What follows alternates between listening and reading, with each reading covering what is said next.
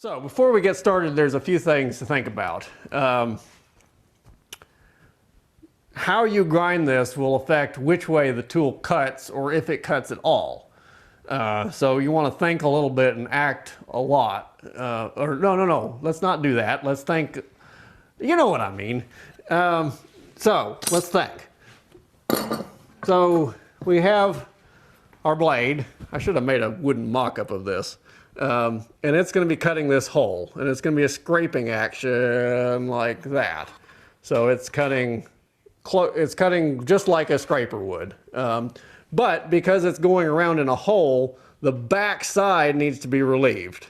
Otherwise it won't cut at all. So it can't have a square edge. It needs to be cut back like a chisel. I don't have a...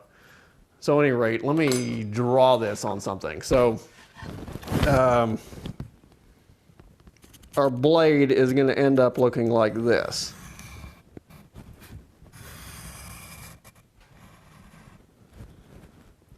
Nope, better not look like that. So this one would cut either direction, but only on one edge at a time. So you want it to look like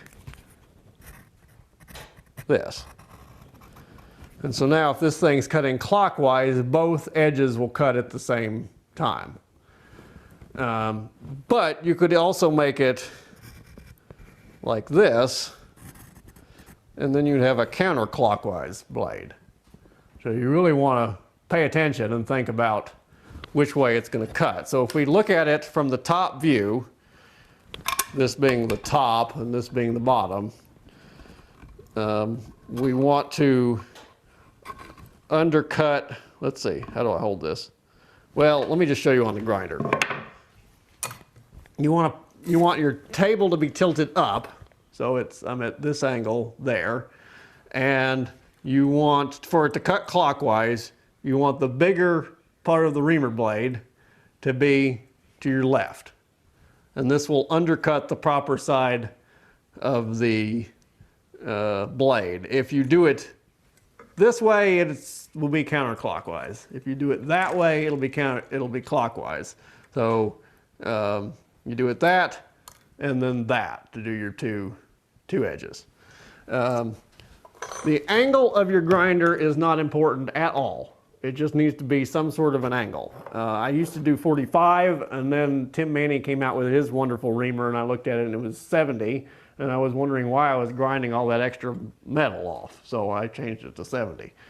Might as well learn from what you can, you know. So that's about all there is to it. I've got a aggressive wheel on this thing, so it's probably 60 grit or something, which means you're less likely to overheat your steel. The coarser the grit is, the less heat is imparted to your work. And since I'm not using this as a sharpening thing, but just as a metal removing tool, in other words, I'm not using the edge that this is creating. I'm going to hone it afterwards. I like a coarse wheel. Of course, you do want your safety glasses on. Very important. These are my very stylish ones. And you also want this rest to be as close as possible to the wheel without it touching. So I'm going to spin the wheel, make sure it's not rubbing there.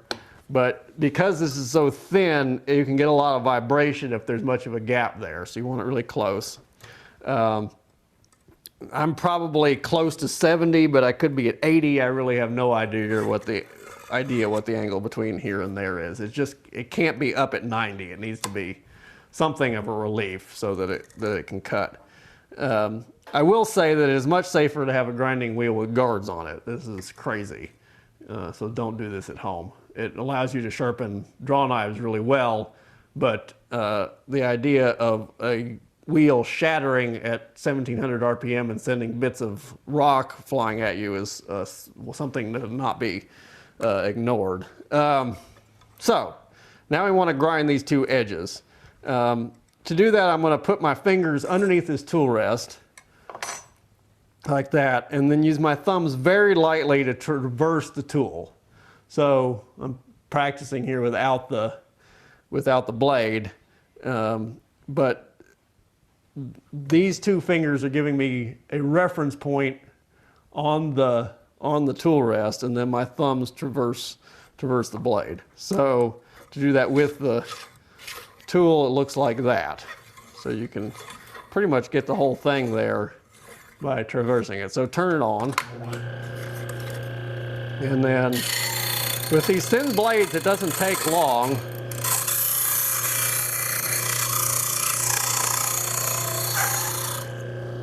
I'm getting close to that edge. Now this is the side, this is the tougher of the two sides. It's the one that I went at with the cold chisel. So I cut it, and it's still kind of rough. So if I want to straighten it, I'll just grind where I have more to take off. So I'm going to kind of using this thumb to give me a little pressure into the wheel, and I'm feathering that pressure in and out depending on where I think I need the metal to take off. So I'm going to sight down from the end like that and see where the high spots are.